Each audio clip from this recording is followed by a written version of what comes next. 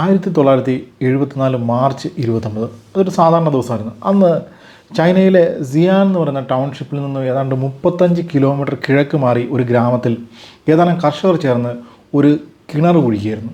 അങ്ങനെ കുഴിച്ച് ഏതാണ്ട് ഒരു 5 മീറ്റർ താഴ്ചയിലെത്തിയപ്പോൾ അവരവിടെ കളിമണ്ണിൽ തീർത്ത ഒരു മനുഷ്യരൂപത്തിൻ്റെ തല കാണാനിടയായി. തല മാത്രമായിരുന്നില്ല അവിടെ ഉണ്ടായിരുന്നത്, തലയ്ക്ക് താഴോട്ട് ഉടലും ഒക്കെ ഉണ്ടായിരുന്നു. അതായത് കളിമണ്ണിൽ ടെറാക്കോട്ടയിൽ നിർമ്മിച്ച ഒരു സൈനികൻ്റെ അതിമനോഹരമായ പ്രതിമയായിരുന്നു അത്.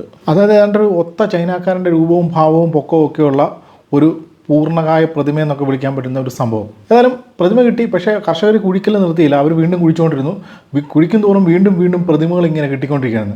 ഇതറിഞ്ഞ് ധാരാളം നാട്ടുകാർ അവിടെ ഒത്തുകൂടുകയും അവർ സമാനമായ രീതിയിൽ വീണ്ടും കുഴികൾ എടുക്കാൻ തുടങ്ങുകയും ചെയ്തു. കുഴിക്കും തോറും ധാരാളം പ്രതിമകൾ ഇങ്ങനെ പുറത്തേക്ക് വന്നുകൊണ്ടിരിക്കുകയാണ്. തുടർന്ന് ഗവൺമെൻറ് അധികൃതർ വരുന്നു, ആ പ്രദേശമെല്ലാം ഇളക്കി മറിച്ച് കുടിച്ചു നോക്കുന്നു. അങ്ങനെ അവിടെ നിന്ന് അവർക്ക് 8,000-ഓളം ജീവൻ തുടിക്കുന്ന സൈനികരുടെ പ്രതിമകളാണ് വന്ന് കിട്ടിയത്. അപ്പോൾ ഈ പ്രതിമകൾ അവിടെ വെറുതെ ഇങ്ങനെ കുടിച്ചിട്ടിരിക്കുകയായിരുന്നില്ല. അവരവിടെ മണ്ണിനടിയിൽ മനുഷ്യചരിത്രത്തിൽ തന്നെ ഏറ്റവും വലിയ ശവകുടീരത്തിന് കാവൽ നിൽക്കുകയായിരുന്നു. അതായത് കാലാൾപ്പട, കുതിരപ്പട, അമ്പെയ്ത്തുകാർ, രഥങ്ങൾ, സൈന്യാധിപന്മാർ, പടത്തലവന്മാർ, അങ്ങനെ ഒരു മഹാസൈന്യം വ്യൂഹം ചമച്ച് അവിടെ കാവൽ നിൽക്കുകയായിരുന്നു. അതായത് മനുഷ്യൻ ഇന്നേ വരെ കണ്ടെത്തിയിട്ടുള്ള പുരാവസ്തുക്കളിൽ ഏറ്റവും കമനീയമായ, ഏറ്റവും അത്ഭുതകരമായ ഒരു കണ്ടെത്തലാണ് ടെറാക്കോട്ട ആർമി എന്ന പേരിൽ പ്രശസ്തമായ ഈ പുരാവസ്തു ശേഖരം.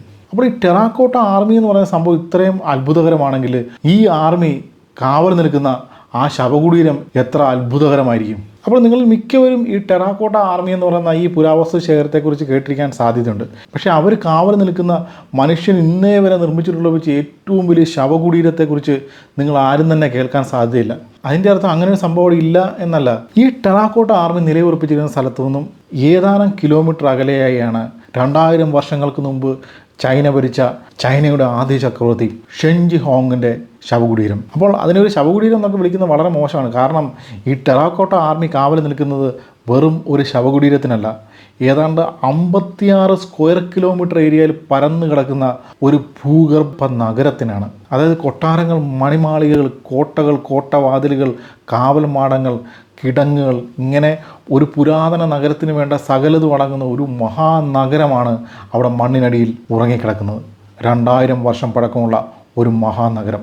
അതിനുള്ളിലാട്ടെ ചൈനയുടെ ആദ്യ ചക്രവർത്തിയുടെ അളവറ്റ സ്വത്തുക്കളും, അതായത് സ്വർണവും രക്തങ്ങളും അടക്കം വിലമതിക്കാനാവാത്ത വലിയൊരു പുരാവസ്തു ശേഖരം തന്നെയാണ് അവിടെ മണ്ണിനടിയിലുള്ളത്. അതായത് ഇത് പുറത്തെടുക്കുകയാണെങ്കിൽ മനുഷ്യൻ ഇന്നേ വരെ കണ്ടെത്തിയിട്ടുള്ള വെച്ച് ഏറ്റവും വിലപിടിച്ച, ഏറ്റവും വിലമതിക്കാനാവാത്ത പുരാവസ്തു ശേഖരമായിരിക്കും ഇത്. എന്നിട്ടും എന്തുകൊണ്ടായിരിക്കും ലോകത്തുള്ള സകല പുരാവസ്തുക്കളും പുറത്തെടുക്കാൻ വെമ്പൽ കൊണ്ട് നിൽക്കുന്ന നമ്മുടെ ആർക്കിയോളജിസ്റ്റുകൾ ഈ സംഭവം പുറത്തെടുക്കാൻ മടിക്കുന്നത്, അല്ലെ ഈ സംഭവം ഇതുവരെ പുറത്തെടുക്കാത്തത്?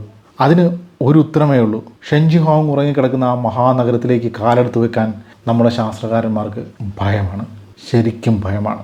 അതായത് ഓക്സിജൻ കടന്നു ചെല്ലാൻ ഭയക്കുന്ന ടിബറ്റൻ പീഠഭൂമിയുടെ നെറുകയിലേക്ക് റെയിൽവേ പാളം വലിച്ച ചൈനക്കാർക്ക് മാത്രമല്ല, ലോകമെമ്പാടുമുള്ള ആർക്കിയോളജിസ്റ്റുകൾക്ക് ഷെൻജി ഹോങ്ങിനെ പേടിയാണ്. അപ്പോൾ നമ്മളിന്ന് സംസാരിക്കാൻ പോകുന്നത് ഷെൻജി ഹോങ് എന്ന ചൈനയുടെ ആദ്യ ചക്രവർത്തി അന്ത്യവിശ്രമം കൊള്ളുന്ന ആ ഭൂഗർഭ നഗരത്തെക്കുറിച്ചാണ്, അദ്ദേഹത്തിൻ്റെ ശവകുടീരത്തെക്കുറിച്ചാണ്. ശാസ്ത്രകാരന്മാർ കാലെടുത്ത് വെക്കാൻ ഭയക്കുന്ന ഷെൻജി ഹോങ്ങിൻ്റെ ശവകുടീരം. അപ്പോൾ ടൂട്ടൻ ഖാമനേക്കാളും ഭീകരനായ ഈ ചൈനീസ് ചക്രവർത്തി ഷെൻജി ഹോങ് ജനിച്ചത് BC 259 ആണ്ടിലാണ്. അതായത് ക്രിസ്തുവിനും 259 വർഷങ്ങൾക്ക് മുമ്പ്. അപ്പോൾ ജനിച്ചപ്പം അദ്ദേഹത്തിനിട്ട പേര് ഇങ് ജാങ് എന്നായിരുന്നു. അപ്പം ഇതിങ്ങനെയാണോ പറയുന്നതെന്ന് അറിയത്തില്ല, ചൈനക്കാരും ചൈനീസ് അറിയാവുന്ന ആൾക്കാരും ഒക്കെ എന്നോട് ക്ഷമിക്കുക. ഏതായാലും നമ്മുടെ ഇങ് ജാങ് ജനിക്കുന്ന സമയത്ത് ചൈന എന്ന് നമ്മളിന്ന് വിളിക്കുന്ന ഈ ഭൂപ്രദേശം 7 വ്യത്യസ്ത രാജ്യങ്ങളായിരുന്നു. അതായത് 7 സെപ്പറേറ്റ് രാജ്യങ്ങളായിട്ട് വിഘടിച്ച് കിടക്കുകയായിരുന്നു. അപ്പോൾ അവിടെയുള്ള ചിൻ എന്ന രാജ്യത്തെ രാജാവിൻ്റെ മകനായിട്ടാണ് നമ്മുടെ ഇങ് ജാങ് ജനിക്കുന്നത്. അപ്പോൾ ഇങ് ജാങ്ങിന് ഏതാണ്ട് 13 വയസ്സായപ്പോഴത്തേന് അദ്ദേഹത്തിൻ്റെ അച്ഛൻ, ഈ ചിൻ രാജ്യത്തിൻ്റെ രാജാവ്, മരിച്ചുപോയി. അതോടുകൂടി സ്വാഭാവികമായിട്ടും രാജ്യഭാരം നമ്മുടെ ഇങ് ജാങ്ങിൻ്റെ തലയിലേക്ക് വരികയാണ്. അപ്പം കേൾക്കാൻ നല്ല രസമാണ് 13-ാം വയസ്സിൽ രാജാവായെന്നൊക്കെ പറയുന്നത്. പക്ഷേ ഈ 13-ാം വയസ്സിലൊക്കെ രാജാവാകുക എന്ന് പറഞ്ഞു കഴിഞ്ഞാൽ അത് അത്യന്തം ഭീകരമായ ഒരു അവസ്ഥയാണ്. അതായത് ഭരിക്കാൻ അറിയാവോ, ഭരിക്കാൻ സാധിക്കോ ഇല്ലയോ എന്നുള്ള കാര്യമല്ല. ഇത്രയും ചെറുപ്പത്തിൽ ഒരാൾ രാജാവായി കഴിഞ്ഞാൽ തീർച്ചയായും അയാളുടെ ബന്ധുക്കൾ തന്നെ, കൂടെ നിൽക്കുന്ന ആൾക്കാർ തന്നെ ഇങ്ങനെ തട്ടിക്കളഞ്ഞിട്ട് രാജ്യം പിടിച്ചെടുക്കാനുള്ള ശ്രമങ്ങൾ ആരംഭിക്കും.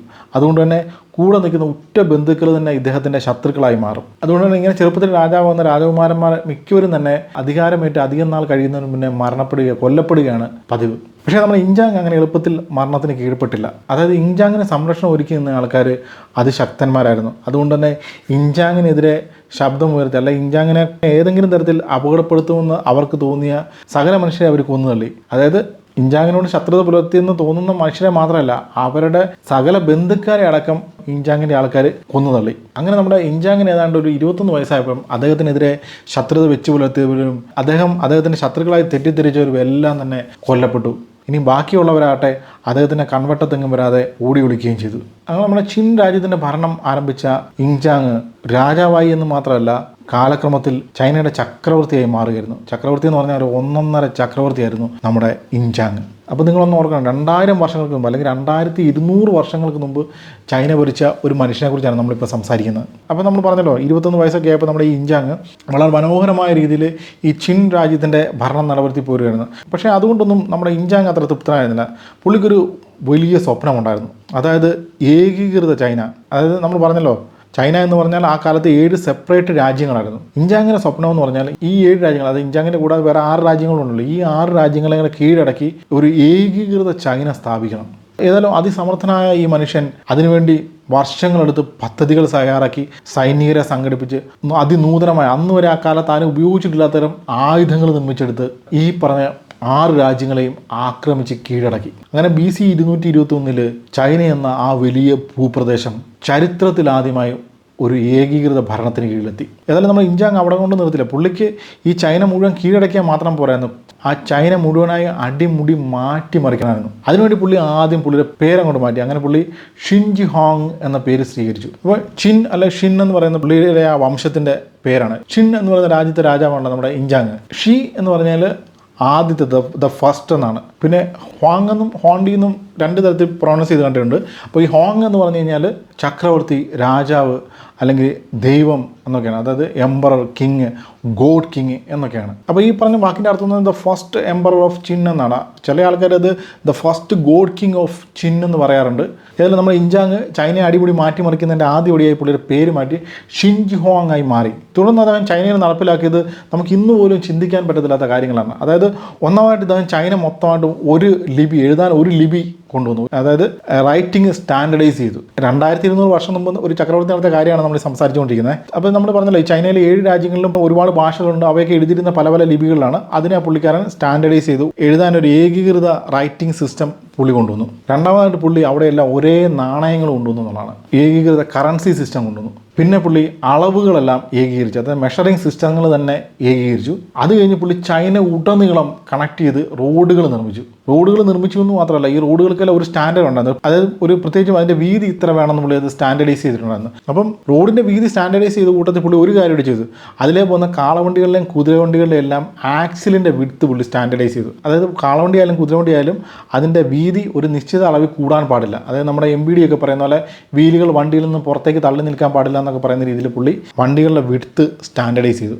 അപ്പോൾ അതുകൊണ്ട് തന്നെ ആ വഴിയെ അങ്ങോട്ടും ഇങ്ങോട്ടുമൊക്കെ വണ്ടികൾ പോകാനൊന്നും യാതൊരു തടസ്സവും ഉണ്ടാകത്തില്ല. ഓവർടേക്ക് ചെയ്യാനും ഇരുവശങ്ങളിലേക്ക് സഞ്ചരിക്കാനും ഒക്കെ വളരെ ഈസി ആയിട്ട് സാധിക്കും. അതിനുവേണ്ടിയാണ് അങ്ങനെ ചെയ്തത്. റോഡുകൾ മാത്രമല്ല, ധാരാളം പാലങ്ങൾ നിർമ്മിച്ചു. അങ്ങനെ ചൈന മൊത്തത്തിൽ പുള്ളി കണക്ട് ചെയ്തു. അതിന് പുറമെ പുള്ളി ചെയ്ത മറ്റൊരു കാര്യമാണ്, നമ്മൾ ഈ പറഞ്ഞ 7 രാജ്യങ്ങളുണ്ടല്ലോ, ഇവർക്കെല്ലാം പല കോട്ടകളും അതുപോലുള്ള കാര്യങ്ങളൊക്കെ ഉണ്ടായിരുന്നു. ഇതിൽ പലതിനെയും പുള്ളി പൊളിച്ചു കളഞ്ഞു, ചിലതിനെ കൂട്ടിച്ചേർത്തു. അങ്ങനെ ഇദ്ദേഹമാണ്, ഈ ഷിൻജി ഹോങ് ആണ് നമ്മൾ ഇന്ന് കാണുന്ന ചൈനീസ് വൻമതിൽ, ചൈനയിലെ വൻമതിൽ എന്ന് പറയുന്ന ആ ലോകാത്ഭുതത്തിന് അടിത്തറ പാകിയത്. പുള്ളിയല്ല നിർമ്മിച്ചത്. പക്ഷേ അതിൻ്റെ ഫൗണ്ടേഷൻ എന്ന് പറഞ്ഞു കഴിഞ്ഞാൽ ഷിൻജി ഹോങ് 2200 വർഷങ്ങൾക്ക് മുമ്പ് ചൈനയുടെ നോർത്തേൺ ഭാഗങ്ങളിലൊക്കെ പണിത കോട്ടകളും മതിലുകളും ഒക്കെയാണ്. അങ്ങനെ അക്ഷരാർത്ഥത്തിൽ ചൈനയെ അവരുടെ ആദ്യ ഭരണാധികാരി, ചൈനയുടെ ആദ്യ ചക്രവർത്തി ആ ഭൂപ്രദേശത്തെ അടിമുടി മാറ്റിമറിച്ച് ഒരു പുതിയ രാജ്യം, ഒരു പുതിയ ചൈന തന്നെ അവിടെ രൂപീകരിച്ചു. അങ്ങനെ വളരെ ചെറിയ പ്രായത്തിൽ തന്നെ ഷിൻജി ഹോങ് ഒരു മഹാസാമ്രാജ്യത്തിൻ്റെ അധിപനായി മാറി. ഒരുപക്ഷെ അക്കാലത്ത് ഈ ഷിൻജിഗോങ് ജീവിച്ചിരുന്ന കാലഘട്ടത്തിൽ ലോകത്ത് തന്നെ ജീവിച്ചിരുന്ന ഏറ്റവും ശക്തനായ ഭരണാധികാരി ഇദ്ദേഹമായിരിക്കാൻ സാധ്യതയുണ്ട്. കാരണം നമ്മൾ സ്കൂൾ ക്ലാസ്സുകളിലൊക്കെ പഠിച്ച ഹിസ്റ്ററി എന്ന് പറഞ്ഞാൽ അലക്സാണ്ടറെ പോലുള്ള യൂറോപ്യന്മാരുടെ ഹിസ്റ്ററിയാണ്. ഒരിക്കലും നമ്മൾ ചൈന പോലുള്ളൊരു ഏഷ്യൻ രാജ്യത്തിൻ്റെ ഹിസ്റ്ററി ഒന്നും നമ്മുടെ സ്കൂളിൽ നമ്മളെ ആരും പഠിപ്പിച്ചിട്ടില്ല.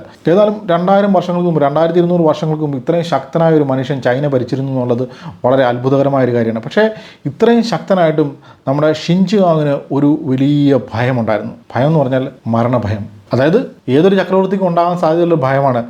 തൻ്റെ ഈ അളവറ്റ സമ്പത്തും അധികാരവും എല്ലാം തൻ്റെ മരണത്തോടുകൂടി ഇല്ലാതാകുമല്ലോ എന്നുള്ള ആ ഒരു ഭയം. സ്വാഭാവികമായിട്ടും ഇത്രയും ശക്തനായ ചക്രവർത്തിയാണല്ലോ, ഇദ്ദേഹം എന്ത് ചെയ്യുന്നു വെച്ചാൽ മരണത്തെ ജയിക്കാനുള്ള വഴികൾ തേടാൻ ആരംഭിച്ചു. അത് പിന്നീട് അങ്ങോട്ട് പുള്ളിയുടെ സമ്പത്തും സമയവും എല്ലാം ചെലവഴിച്ചത് എങ്ങനെയും മരണത്തിനൊരു പരിഹാരം, അല്ല മരിക്കാതിരിക്കാൻ, അമരനാകാനൊരു വഴി കണ്ടുപിടിക്കാൻ വേണ്ടിയാണ്. അങ്ങനെ പല വഴികളും തേടി അലഞ്ഞ ഷിൻജിഗോങ്ങിനോട് ആരോ പറഞ്ഞു, അങ്ങ് കിഴക്ക് പിംഗ്ലായി എന്ന് പറയുന്ന ഒരു ദ്വീപുണ്ടെന്നും അവിടെ ദ എലിക്സർ ഓഫ് ലൈഫ്, അതായത് നിത്യജീവനുള്ള മരുന്ന് ഉണ്ടെന്നും ഒക്കെ പുള്ളിയോട് ആരോ പറഞ്ഞു. തുടർന്ന് നമ്മുടെ ചക്രവർത്തി ഈ പിംഗ്ലായി എന്ന് പറയുന്ന കിഴക്കൻ ഐലൻഡിലേക്ക് ഒരു കപ്പൽ വ്യൂഹത്തെ തന്നെ അയച്ചു. അപ്പോൾ ഈ പിംഗ്ലായി എന്ന് പറയുന്ന ഒരു ഐലൻഡ് അവിടെ ഉണ്ടോ ഇല്ലയോ എന്നുള്ള കാര്യം ആർക്കും അറിയത്തില്ല. ഒരു സാങ്കല്പികമായ സംഭവം മാത്രമാണെന്ന് കരുതിയാൽ മതി. ഏതായാലും പിംഗ്ലായി തേടിപ്പോയ നാവികരാരും പിന്നെ തിരിച്ചു വന്നില്ല. ഒന്നേ അവരോട് പോയി സെറ്റിൽ ആയിക്കണം, അല്ലെങ്കിൽ അമ്മമാർ കടലിൽ മുങ്ങിപ്പോയി കാണും. ഏതായാലും പോയവരാരും തിരിച്ചു വന്നില്ല. അതോടുകൂടി നമ്മുടെ ചക്രവർത്തി ലോക്കലായിട്ടുള്ള വൈദ്യന്മാരെ കൊണ്ട് ഈ മരുന്ന് ഉണ്ടാക്കിയെടുക്കാനുള്ള ശ്രമം ആരംഭിച്ചു. അപ്പം വൈദ്യന്മാരെന്ന് പറഞ്ഞാൽ ആ സമയത്തൊക്കെ ഈ ആൽക്കമിസ്റ്റ് എന്നൊക്കെ വിളിക്കുന്ന, നമ്മളിന്ന് വിളിക്കുന്ന രസവൈദ്യന്മാരുള്ള ഒരു കാലഘട്ടമാണ്. രസവൈദ്യം എന്ന് ഞാൻ പറഞ്ഞ മറ്റൊന്നും കൊണ്ടല്ല, ഇമാർ മെർക്കുറി വെച്ചാണ് ഇമാരുടെ കളിമൊഴി. ഈ ആൽക്കമി നമ്മൾ മനസ്സിലാക്കുമ്പോഴത്തേക്കിന് നമുക്ക് മനസ്സിലാവും രസം അഥവാ മെർക്കുറിയാണ് ഇമാരുടെ പ്രധാന ഇൻഗ്രീഡിയൻറ്റ്. അപ്പോൾ എന്ത് സംഭവിച്ചത്, നമ്മുടെ ഷിൻജിഗോങ്ങിൻ്റെ ആഹ്വാനം അനുസരിച്ച് ചൈനയിലെമ്പാടുമുള്ള ആൽക്കമിസ്റ്റുകൾ പുള്ളിയുടെ കൊട്ടാരത്തിൽ വരികയും പലതരത്തിലുള്ള മരുന്നുകൾ ഉണ്ടാക്കുകയും ചെയ്തു. അപ്പോൾ ആ കാലത്ത് ഇത്തരത്തിലുള്ള പ്രിപ്പറേഷൻസൊക്കെ അടിസ്ഥാനമായിട്ട് ഉപയോഗിക്കുന്ന സാധനം എന്ന് പറഞ്ഞാൽ സിനമാർ എന്ന് പറയുന്ന ഒരു ചുമന്ന കല്ലാണ്. ഈ സിനമാർ എന്ന് പറഞ്ഞു കഴിഞ്ഞാൽ മെർക്കുറി സൾഫേറ്റ് ആണ്. അതായത് മെർക്കുറിയുടെ ഓറായിട്ട് നമ്മൾ ഇന്ന് ഉപയോഗിക്കുന്ന സംഭവമാണ്. ഇത് പൊടിച്ച് വല്ല പച്ചമരുന്നിൻ്റെ കൂട്ടത്തിൽ കലക്കി നമ്മൾ ഇഞ്ചാങ്ങിന് കൊടുത്തു. ഇദ്ദേഹം ഇതിങ്ങനെ കുടിച്ചുകൊണ്ടിരുന്നു. അങ്ങനെ നിത്യജീവൻ തേടിപ്പോയ, അമരത്വം തേടിപ്പോയ നമ്മുടെ ചൈനീസ് ചക്രവർത്തി വെറും 49ാമത്തെ വയസ്സിൽ മെർക്കുറി പോയിസൺ അടിച്ച് ഇഹലോകവാസം വെടിഞ്ഞു. അപ്പോൾ ഈ മരുന്നടിച്ച് അമരനാകുക എന്നുള്ളത് നമ്മുടെ ചൈനീസ് ചക്രവർത്തിയുടെ പ്ലാൻ എ ആയിരുന്നു. ഈ പ്ലാൻ എ ഫെയിൽ ആകുകയാണെങ്കിൽ ലക്ഷ്യത്തിലെത്താൻ വേണ്ടി പുള്ളി ഒരു പ്ലാൻ ബി ഓൾറെഡി നടപ്പിലാക്കി വെച്ചിട്ടുണ്ടായിരുന്നു. അതായത് പുള്ളി എന്ത് കഴിഞ്ഞാൽ, പുള്ളി അന്ന് ഭരണം നടത്തിക്കൊണ്ടിരുന്ന പുള്ളിയുടെ ആ ഭരണ തലസ്ഥാനത്തിൻ്റെ അതേ രൂപത്തിലും ഭാവത്തിലും ഒരു മഹാനഗരം ഭൂമിക്കടിയിൽ നിർമ്മിച്ചു. അതായത് 1-2 വർഷങ്ങൾ കൊണ്ടല്ലോ, വർഷങ്ങളെടുത്തു. പുള്ളി ഈ രാജാവായി കാര്യങ്ങളൊക്കെ നടത്തി തുടങ്ങിയ 21 വയസ്സൊക്കെ ആയപ്പോൾ തന്നെ പുള്ളി ഈ ഭൂഗർഭ നഗരം നിർമ്മിക്കാനുള്ള ശ്രമങ്ങളും ആരംഭിച്ചിരുന്നു. അങ്ങനെ ഏതാണ്ട് 30-ലധികം വർഷങ്ങളെടുത്ത് 70,000 തൊഴിലാളികൾ അഹോരാത്രം പണിയെടുത്താണ് ഈ മഹാനഗരം, ഈ ഭൂഗർഭ നഗരം നിർമ്മിച്ചെടുത്തത്. അപ്പം പുള്ളിയുടെ ഐഡിയ വളരെ സിമ്പിളായിരുന്നു. അഥവാ ഇനി മരണപ്പെട്ടു പോവുകയാണെങ്കിലും ഈ നഗരത്തിൽ പുള്ളി അടക്കം ചെയ്തു കഴിഞ്ഞാൽ മരണശേഷം, മരണാനന്തര കാലത്ത് ഈ നഗരത്തിൽ ഇരുന്നുകൊണ്ട് പുള്ളിക്ക് ഭരണം നടത്താൻ സാധിക്കും എന്ന് വിശ്വസിച്ചാണ്, എന്നൊരു വിശ്വാസത്തിൻ്റെ പുറത്താണ് നമ്മുടെ ഷിൻജിഗോങ് ഈ ഭൂഗർഭ മഹാനഗരം നിർമ്മിച്ചത്. അപ്പോൾ 2000 വർഷങ്ങൾക്ക് മുമ്പ് പുള്ളി ഭരണം നടത്തിയിരുന്ന ആ രാജ്യത്തിൻ്റെ, അല്ല പുള്ളിയുടെ രാജ്യ തലസ്ഥാനത്തിൻ്റെ റെപ്ലിക്ക തന്നെയാണ് ഈ ഭൂമിക്കടിയിൽ നിർമ്മിച്ചു വയ്ക്കുന്നതാണ് ഇപ്പം നമ്മൾ കണക്കാക്കുന്നത്. പക്ഷേ അതിനെക്കുറിച്ചുള്ള കൂടുതൽ ഇൻഫർമേഷൻസ് ഇപ്പം നമ്മുടെ പക്കൽ അവൈലബിൾ അല്ല. അതിന് എങ്ങനെയുള്ള നഗരമാണ്, എന്താ സംഭവം എന്നുള്ള കാര്യത്തിനെക്കുറിച്ച് കൃത്യമായൊരു ഇൻഫർമേഷൻ അവൈലബിൾ അല്ല. അതായത് അതിനെക്കുറിച്ച് ചൈനീസ് ഹിസ്റ്ററിയിൽ തന്നെ വലിയ തെളിവുകളൊന്നും ഇല്ലെന്നാണ് പൊതുവെ പറയപ്പെടുന്നത്. അതായത് നമ്മുടെ ചക്രവർത്തി ഈ നഗരം ഡിസൈൻ ചെയ്ത ആൾക്കാരെയും അതിൻ്റെ നിർമ്മാണത്തിൽ പങ്കെടുത്ത ആൾക്കാരെയും ഒക്കെ കൊന്നു കുടിച്ചു മൂടിയെന്നാണ് അസൂയക്കാർ പറയുന്നത്. അതുകൊണ്ട് തന്നെ അതിനെ സംബന്ധിക്കുന്ന വലിയ വിവരങ്ങളൊന്നും ഇപ്പോഴും ഹിസ്റ്ററിയിൽ അവൈലബിൾ അല്ല. പക്ഷേ ഇങ്ങനൊരു സംഭവം, ഇങ്ങനൊരു ഭൂഗർഭ നഗരം, നമ്മുടെ ഷിൻജിഗോങ്ങിൻ്റെ മുസോളിയം, ലോകത്തിലെ തന്നെ ഏറ്റവും വലിയ ശവകുടീരം അവിടെ ഷിയാൻ പ്രവിശ്യയിൽ ഉണ്ടെന്നുള്ള കാര്യം ഇന്ന് ഏതാണ്ട് വ്യക്തമാണ്. അതിനെക്കുറിച്ചുള്ള ധാരാളം ശാസ്ത്രീയമായിട്ടുള്ള തെളിവുകൾ, നമ്മൾ ഈ ഗ്രൗണ്ട് പെനിട്രേറ്റിംഗ് റഡാർ പോലെയുള്ള ഉപകരണങ്ങൾ ഉപയോഗിച്ച് ആർക്കിയോളജിസ്റ്റ് കണ്ടെത്തിയ തെളിവുകൾ, അങ്ങനെ ധാരാളം തെളിവുകൾ ഇന്ന് നമ്മുടെ പക്കലുണ്ട്. പക്ഷേ നമ്മുടെ ചോദ്യം അതല്ല. എന്നിട്ടും ഇത്രയധികം തെളിവുകളുണ്ടായിട്ടും മനുഷ്യചരിത്രത്തിൽ തന്നെ ഏറ്റവും വലിയ പുരാവസ്തു ശേഖരമെന്ന് ആർക്കിയോളജിസ്റ്റുകൾ കണക്കാക്കുന്ന ഈ ഷിൻജിഗോങ്ങിൻ്റെ ശവകുടീരത്തിലേക്ക്, ആ മഹാനഗരത്തിലേക്ക്, ആ മഹാഭൂഗർഭ നഗരത്തിലേക്ക് കടന്നു ചെല്ലാൻ ആർക്കിയോളജിസ്റ്റുകൾ, അല്ലെ ശാസ്ത്രജ്ഞന്മാർ ഭയക്കുന്നത് എന്തുകൊണ്ടാണ്? ഇതിനെക്കുറിച്ച് പറയുന്നത് നമ്മുടെ ഷിൻജിഗോങ്ങിൻ്റെ ജീവിത കാലഘട്ടത്തെക്കുറിച്ചുള്ള അവൈലബിൾ ആയിട്ടുള്ള ഏറ്റവും ആധികാരികമായ രേഖയെന്ന് പറഞ്ഞു കഴിഞ്ഞാൽ സീമച്ചാൻ എന്ന് പറയുന്ന ഒരു ചരിത്രകാരൻ്റെ രേഖയാണ്. ഈ സീമച്ചാൻ എന്ന് പറയുന്ന ഈ മനുഷ്യൻ ഷിൻജിഗോങ് ജീവിച്ചിരുന്ന കാലഘട്ടം കഴിഞ്ഞു ഏതാണ്ട് 1 നൂറ്റാണ്ട് കഴിഞ്ഞ് ചൈനയിൽ ജീവിച്ചിരുന്ന ഒരു ചരിത്രകാരനാണ്. സീമച്ചാൻ്റെ റെക്കോർഡുകളിൽ നമ്മൾ പുള്ളിക്കാരൻ ഈ പറഞ്ഞ ഭൂഗർഭ നഗരത്തെക്കുറിച്ചും വളരെ വിശദമായിട്ട് എഴുതിയിട്ടുണ്ട്. അപ്പോൾ സീമച്ചാൻ പറയുന്നത് ഈ ഭൂഗർഭ നഗരം എന്ന് പറഞ്ഞു കഴിഞ്ഞാൽ ഈ ഷിൻജിഗോങ് അവിടെ നിർമ്മിച്ചിരിക്കുന്നത് വെറും ഒരു നഗരം അവിടെ നിർമ്മിച്ച് വെച്ചിരിക്കുകയല്ല, അതിന് സംരക്ഷണം ഒരുക്കിക്കൊണ്ട് പല സംവിധാനങ്ങളും അവിടെ ഒരുക്കിയിട്ടുണ്ട്. അപ്പോൾ നമ്മൾ ഈ പറഞ്ഞ ടെറക്കോട്ട ഓർമ്മയെപ്പോലുള്ള സംവിധാനങ്ങൾ മാത്രമല്ല, ഈ നഗരത്തിന് ചുറ്റും നഗരത്തിനുള്ളിലൂടെയും ധാരാളം കിടങ്ങുകളുണ്ട്. ഈ കിടങ്ങുകൾ മുഴുവൻ മെർക്കുറി നിറച്ചിരിക്കുകയാണ്. അതായത് ടൺ കണക്കിന് മെർക്കുറിയാണ് ഈ പറയുന്ന നഗരത്തിന് ചുറ്റും അല്ലെങ്കിൽ നഗരത്തിനകത്തൂടെയുള്ള കിടങ്ങുകളിലൂടെ മറ്റും ഒഴുകുന്നത്. അപ്പം ആരെങ്കിലും അങ്ങോട്ട് കാലെടുത്ത് വയ്ക്കുകയാണെങ്കിൽ ഈ മെർക്കുറി അവരെ മുക്കിക്കളയും എന്നാണ് സീമച്ചാൻ പറയുന്നത്. ഇനിയും അഥവാ മെർക്കുറിയിൽ നിന്ന് രക്ഷപ്പെട്ട് അവരകത്തേക്ക് കടന്നു കഴിഞ്ഞാൽ അവരെ പ്രതീക്ഷിച്ചിരിക്കുന്നത് സ്വയം പ്രവർത്തിക്കുന്ന ക്രോസ് ബോകൾ പോലെയുള്ള ആയുധങ്ങളാണ്. ഇത് പല ഹോളിവുഡ് സിനിമകളിലും, പ്രത്യേകിച്ച് the mummy, tomb of the dragon emperor, ഈ സിനിമയിലൊക്കെ കാണിച്ചിട്ടുള്ള പോലെ ഇത്തരത്തിലുള്ള ക്രോസ് ബോകളും മറ്റും പല ഡയറക്ഷനിൽ നിന്നും ഈ ശവകുടീരത്തിൻ്റെ പല ഭാഗങ്ങളിൽ നിന്നും ഈ അതിക്രമിച്ച് കയറുന്നവൻ്റെ നേരെ പ്രയോഗിക്കപ്പെടും. അപ്പോൾ ചുരുക്കം പറഞ്ഞാൽ അവരോട് കയറുന്ന ആരും ജീവനോടെ തിരിച്ചു വരത്തില്ലെന്നാണ് നമ്മളെ സീമച്ചാൻ്റെ റെക്കോർഡുകൾ പറയുന്നത്. അപ്പോൾ ഈ സീമച്ചാൻ പറയുന്നത് സത്യമാകാൻ സാധ്യതയുണ്ട്. കാരണം 2020 ഈ പറഞ്ഞ പ്രദേശത്ത് ഈ മുസോളിയം ഉണ്ടെന്ന് പറയുന്ന, അല്ലെങ്കിൽ ഈ ഭൂഗർഭ നഗരം ഉണ്ടെന്ന് പറയുന്ന പ്രദേശത്ത് ചൈനീസ് സയൻറ്റിസ്റ്റുകൾ പല പഠനങ്ങളും നടത്തി. അപ്പം പഠനങ്ങൾ നടത്തിയപ്പോഴത്തേന് അവിടെ ഈ പ്രദേശത്തിന് ചുറ്റുമുള്ള അന്തരീക്ഷത്തിൽ വളരെ കൂടിയ അളവിൽ മെർക്കുറി വേപ്പർ ഉള്ളതായിട്ട് കണ്ടെത്തി. അതായത് സാധാരണ ഒരു ഇൻഡസ്ട്രിയൽ മേഖലയിൽ കാണാൻ സാധ്യതയുള്ളതിനേക്കാളും 100 ഇരട്ടി മെർക്കുറി വേപ്പറാണ് ഈ പറഞ്ഞ പ്രദേശത്തുള്ളത്. അതിൻ്റെ അർത്ഥം ഈ ഭൂഗർഭ നഗരത്തിൽ ധാരാളം മെർക്കുറി ഉണ്ടെന്ന് തന്നെയാണ്. അപ്പോൾ മെർക്കുറി ഉണ്ടെങ്കിൽ സ്വാഭാവികമായിട്ടും നമ്മുടെ സീമച്ചാൻ പറഞ്ഞ ഈ ക്രോസ് ബോകളും മറ്റുള്ള ട്രാപ്പുകളും ഒക്കെ ഉണ്ടാകാനുള്ള സാധ്യതയുണ്ട്. അപ്പോൾ ഇതുകൊണ്ടാണോ ശാസ്ത്രജ്ഞന്മാർ ശരിക്കും ഭയക്കുന്നത്? അതായത് 2000 വർഷങ്ങൾക്ക് മുമ്പ് നമ്മൾ സെഞ്ചുവാങ് എന്ന ചൈനീസ് ചക്രവർത്തി ഇങ്ങനെയൊരു മഹാനഗരം, ഇങ്ങനെയൊരു ഭൂഗർഭ നഗരം സൃഷ്ടിച്ച് അവിടെ ഈ പ്രൊട്ടക്ഷൻ സിസ്റ്റങ്ങളൊക്കെ ഒരുക്കിയത് 20 നൂറ്റാണ്ടുകൾക്ക് ശേഷം ഈ ഭൂമിയിൽ ആകാശത്തൂടെ വിമാനം പറത്തുന്ന മനുഷ്യന്മാരുണ്ടാകുമെന്നും ബഹിരാകാശവും കൊണ്ടുവന്ന് ചന്ദ്രനിൽ പോയി കുടികുത്തി അവർ തൻ്റെ ശവകുടീരം കാണാൻ വരുമെന്നൊന്നും പ്രതീക്ഷിച്ചല്ല. ഈ ഷെഞ്ചുവാങ് ഉണ്ടാക്കിയ ട്രാപ്പുകൾ അല്ലെങ്കിൽ ഈ പറഞ്ഞ ക്രോസ് ബോകൾ എന്നൊക്കെ പറഞ്ഞു കഴിഞ്ഞാൽ ഈ 2000 വർഷങ്ങൾക്ക് മുമ്പ് പുള്ളി ജീവിച്ചിരുന്ന കാലത്ത് പുള്ളിയുടെ ശത്രുക്കൾ അങ്ങോട്ട് കടന്നു വന്നാൽ അവർക്ക് നേരെ പ്രയോഗിക്കാൻ വേണ്ടി ഉണ്ടാക്കിയ ആയുധങ്ങളാണ്. അതായത് 2000 വർഷം പഴക്കമുള്ള ടെക്നോളജിയാണ്. അപ്പോൾ ആ കാലഘട്ടത്തിൽ പുള്ളി ഈ ഓട്ടോമാറ്റഡ് ക്രോസ് ബോകൾ ഫയർ ചെയ്യാൻ വേണ്ടി ഉപയോഗിച്ചത് എന്ത് തരം മെക്കാനിസം ആയാലും, അതിപ്പം ട്രിപ്പ് വയറുകളോ അല്ലെങ്കിൽ പ്രഷർ പ്ലേറ്റുകളോ എന്ത് തരം മെക്കാനിസം ആയാലും ഈ 2000 വർഷം പഴക്കമുള്ള ആ സാധനങ്ങളൊന്നും തന്നെ ഇന്ന് പ്രവർത്തിക്കാനുള്ള സാധ്യതയില്ല. പിന്നെ നമുക്കറിയാം ഈ മെർക്കുറി വേപ്പർ അത് എത്ര വലിയ അളവിലുണ്ടെന്ന് പറഞ്ഞാലും അതിനെ പ്രതിരോധിക്കാനുള്ള പല സംവിധാനങ്ങൾ, ഗ്യാസ് മാസ്കുകൾ, അതുപോലുള്ള പല പ്രൊട്ടക്ഷൻ മെഷേഴ്സും ഇന്നുണ്ട്. ഇങ്ങനെ ഇത്രയും വിലപിടിപ്പുള്ള, ഇത്രയും ഇമ്പോർട്ടൻ്റ് ആയിട്ടുള്ള, മനുഷ്യ ചരിത്രത്തിൽ തന്നെ ഇത്രയും ഇമ്പോർട്ടൻ്റ് ആയിട്ടുള്ള ആർക്കിയോളജിക്കൽ സൈറ്റിൽ ഇങ്ങനെ മെർക്കുറി കണ്ടാമിനേഷൻ ഉണ്ടെന്നുള്ള ഒറ്റ കാരണം കൊണ്ട് ഒരിക്കലും ഒരു ശാസ്ത്രജ്ഞന്മാരും അവിടെ കയറി എക്സ്കവേഷൻ നടത്താതെ ഇരിക്കില്ല. അപ്പം സെഞ്ചിഹോങ് എന്ന ചൈനീസ് ചക്രവർത്തിയുടെ ശവകുടീരത്തിലേക്ക് ആർക്കിയോളജിസ്റ്റുകൾ പ്രവേശിക്കാൻ മടിക്കുന്ന അല്ലെങ്കിൽ ഭയക്കുന്നതിൻ്റെ പിന്നിലെ രഹസ്യം ഇതൊന്നുമല്ല, മറ്റ് ചിലതാണ്. അതായത് 1974 നമ്മൾ പറഞ്ഞ ഈ ടെറാക്കോട്ട ആർമി എന്ന് പറയുന്ന കളിമൺ പ്രതിമകളെ പുറത്തെടുത്തപ്പോൾ ഈ ഓരോ പ്രതിമയും വളരെ മനോഹരമായ രീതിയിൽ പെയിൻറ് ചെയ്ത അവസ്ഥയിലായിരുന്നു ഉണ്ടായിരുന്നത്. പക്ഷേ ഇപ്പോൾ പുറത്തെടുത്ത് 15 മിനിറ്റ് കഴിഞ്ഞപ്പോൾ തന്നെ ഇവിടെയെല്ലാം കളറ് മങ്ങി അവ വെറും കളിമൺ പ്രതിമകളായി മാറി. അതായത് അവിടെ സൂപ്പർ നാച്ചുറലായിട്ട് ഒരു കാര്യം സംഭവിച്ചില്ല. അതായത് 2000 വർഷങ്ങൾക്ക് മുമ്പ്, 2200 വർഷങ്ങൾക്ക് മുമ്പ് ഈ പ്രതിമകൾ പെയിൻറ് ചെയ്യാൻ ഉപയോഗിച്ച കളറ് സൂര്യപ്രകാശമായി കോൺടാക്ട് ചെയ്ത് പല സൂര്യപ്രകാശത്തിൽ എക്സ്പോസ് ആയപ്പോഴത്തേനാണ് ഡിപ്ലീറ്റ് ചെയ്ത് പോയി എന്നുള്ളതാണ്. അതായത് 2000 വർഷമായിട്ട് ഈ പ്രതിമകളെല്ലാം ഒരു സീൽഡ് കണ്ടീഷനിൽ കഴിയായിരുന്നു. അവയെ പുറത്തെടുത്തു, സൂര്യപ്രകാശത്തിൽ എക്സ്പോസ്ഡായി പെയിൻറ് ഡിപ്ലീറ്റ് ആയിപ്പോയി. അപ്പോൾ ഇതുകൊണ്ട് തന്നെയാണ് ആർക്കിയോളജിസ്റ്റുകൾ ഷിൻചുഹോങ്ങിൻ്റെ ശവകുടീരം തുറക്കാൻ ഭയക്കുന്നത്. അതായത് 2000 വർഷങ്ങൾ പഴക്കമുള്ള ഈ ശവകുടീരത്തിനുള്ളിൽ അനവധി അമൂല്യങ്ങളായ വസ്തുതകളുണ്ടെന്ന് നമ്മൾ ഓൾറെഡി പറയുകയുണ്ടായി. അപ്പോൾ ഈ അമൂല്യങ്ങളായ വസ്തുക്കൾ എന്ന് പറഞ്ഞാൽ സ്വർണവും വെള്ളിയും രത്നങ്ങളും മാത്രമല്ല, ചൈനയുടെ അല്ലെങ്കിൽ ഏഷ്യയുടെ അല്ലെങ്കിൽ ലോകത്തിൻ്റെ തന്നെ ചരിത്രവുമായി ബന്ധപ്പെട്ട് കിടക്കുന്ന അനേകം അമൂല്യ വസ്തുതകൾ അതിനുള്ളിലുണ്ടാകും.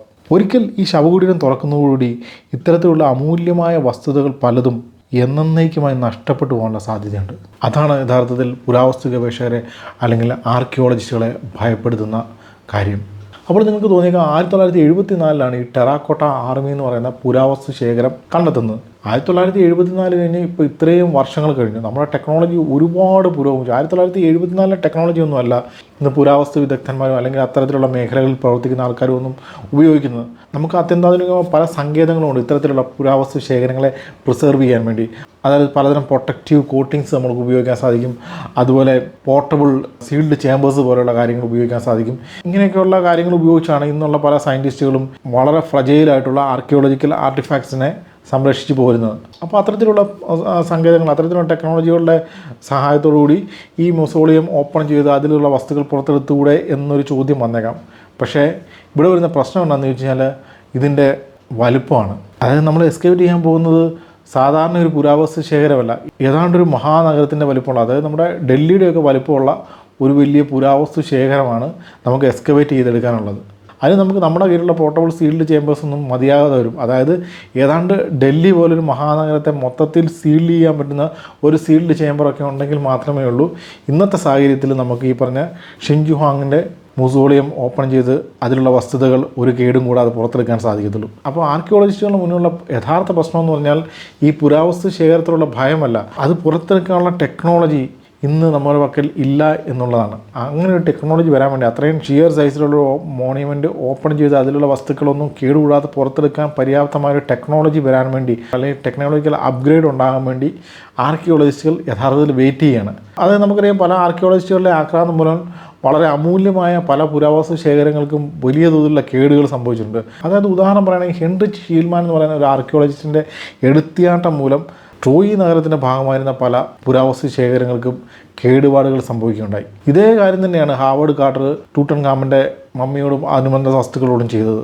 ഏതായാലും പറഞ്ഞു വരുമ്പം ഷിൻജോങ്ങിൻ്റെ ആ ഭൂഗർഭ നഗരത്തിൻ്റെ കോട്ടവാതിലിന് മുമ്പിൽ നമ്മുടെ ആർക്കിയോളജിസ്റ്റുകൾ ഇന്നും ക്ഷമയോടെ കാത്തു നിൽക്കുന്നത് വളരെ നല്ലൊരു കാര്യമാണ്. ആ കോട്ടവാതിൽ തുറക്കാനുള്ള ടെക്നോളജി കാലം ഒരു ദിനം നമ്മുടെ മുന്നിൽ എത്തിക്കുക തന്നെ ചെയ്യും. അതുവരെ ആ മഹാനായ ചക്രവർത്തി അദ്ദേഹത്തിൻ്റെ ലോകം ഭരിക്കട്ടെ. തൽക്കാലം ഈ വീഡിയോ ഞാനിവിടെ അവസാനിപ്പിക്കുകയാണ്. വീഡിയോ എല്ലാവർക്കും ഇഷ്ടപ്പെട്ടായിട്ട് കരുതുന്നു. അപ്പോൾ ഇതിലും ഇൻട്രസ്റ്റിംഗ് ആയ, ഇതിലും ഇൻഫോർമേറ്റീവായ മറ്റൊരു വീഡിയോയുമായി വീണ്ടും കാണാം. അതുവരെ ബൈ.